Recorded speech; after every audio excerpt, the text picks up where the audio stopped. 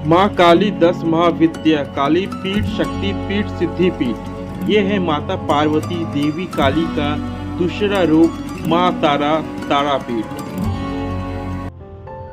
भारत के दो प्रमुख शक्तिपीठ और सिद्धिपीठ है। असम गुवाहाटी कामाख्या शक्तिपीठ के बाद पश्चिम बंगाल वीरभूम जिले का तारापीठ, तारा माँ का मंदिर।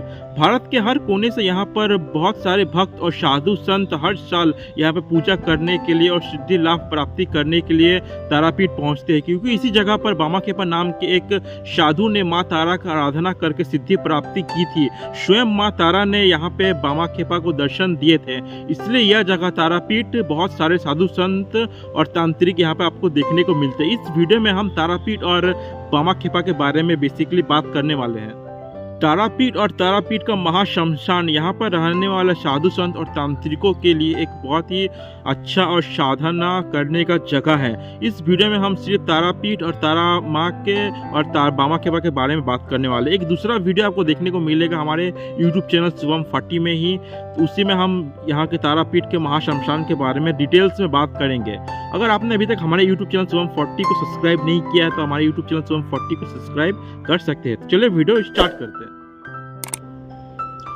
तारापीठ पश्चिम बंगाल के वीरभूम जिले में स्थित है। यह जिला धार्मिक महत्व से बहुत प्रसिद्ध जिला है, क्योंकि हिंदुओं के 51 शक्तिपीठों में से 5 शक्तिपीठ वीरभूम जिले में ही है। बांकुरेश्वर, नौलहट्टी, बद्रिकेश्वरी, फुलोरा देवी और तारापीठ।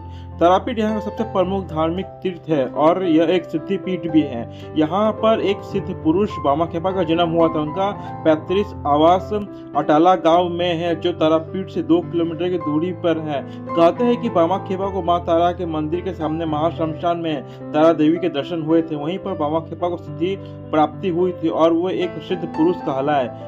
माँ तारा काली माता का एक रूप है। मंदिर में माँ काली की मूर्ति की पूजा माँ तारा के रूप में की जाती है। तारापीठ मंदिर परिसर के अंदर आपको एक तालाब देखने को मिलता है। चलिए उस तालाब के बारे में थोड़ा सा डिटेल्स जानते हैं अपने इस वीडियो में। एक बार रतनगढ़ के प्रसिद्ध वैश्य रमापति अपने पुत्र को लेकर नाव द्वारा व्यापार करने के आए हुए थे। तारापीठ के पास उनका पुत्र सांप के काटने से मर गया। उन्होंने अपने पुत्र की मृत देह को दूसरे दिन ही दाह संस्कार करने के लिए रखा था और उस दिन तारापुर में ही वो ठहर गए। उनके एक सेवक ने उनको तारापीठ के पास एक बड़े तालाब के पास ले जाकर एक आश्चर्यजनक दृश्य दिखाया।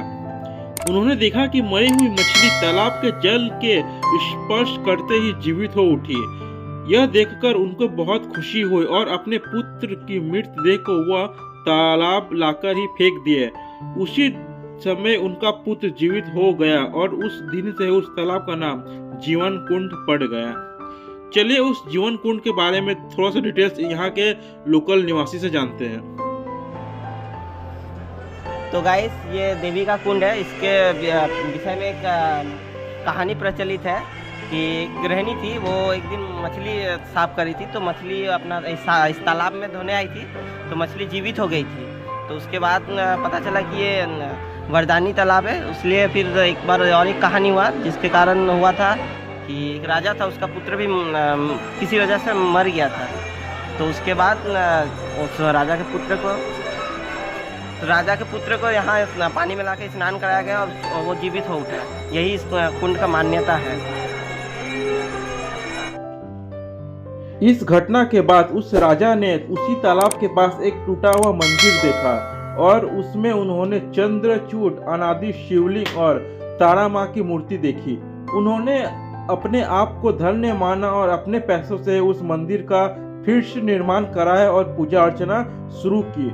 वे वहां भगवान नारायण की एक मूर्ति स्थापना करना चाहते थे, किंतु किसी ऋषि के आदेशानुसार माँ तारा देवी की मूर्ति में ही नारायण की पूजा की जाती है और काली और कृष्ण अलग अलग नहीं।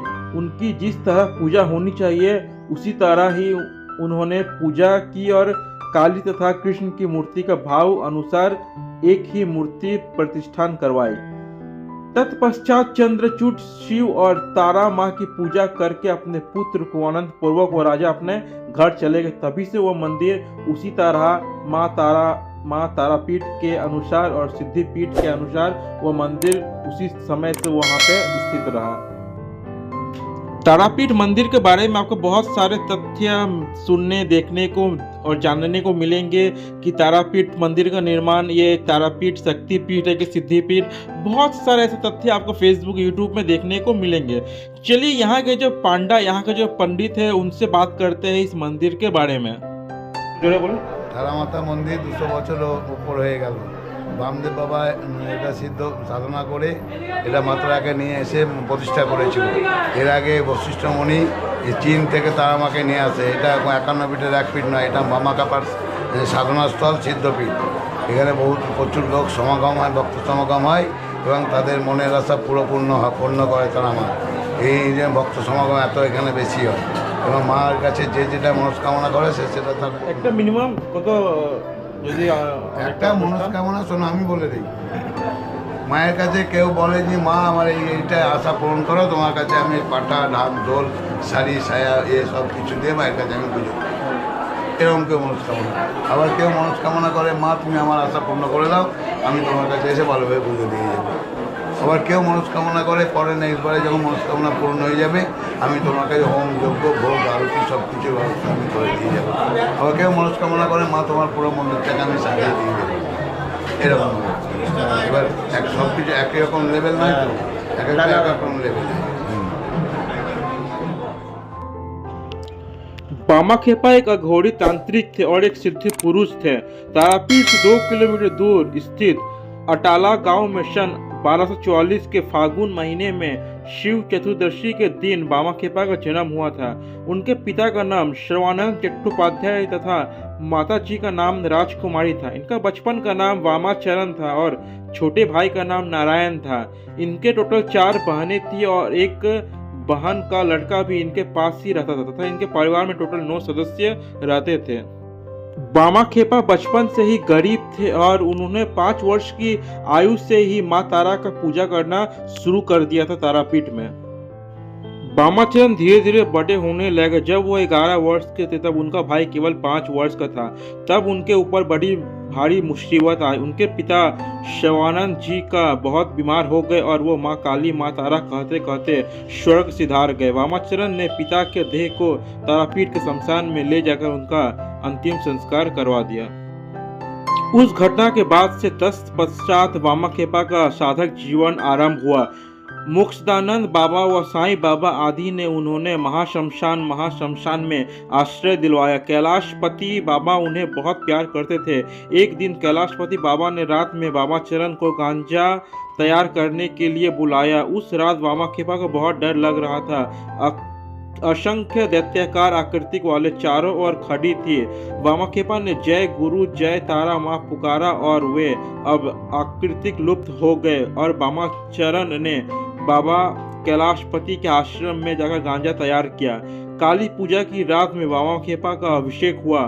सिद्धि बीज मंत्र पाकर बामाचरण का सब उलट पुलट हो गया और श्यामल वृक्ष के नीचे जप तप करने लगे। शिव चौदश के दिन बामाखेपा ने सिद्ध बीज मंत्र जापना शुरू किया। सुबह से शाम तक धन्य मग्न होकर तारा माँ के ध्यान में लगे रहे। खाना पीना भूल गए। रात में 2 बजे उनका शरीर कांपने लगा। सारा शमशान अचानक फूलों की महक से महक उठा।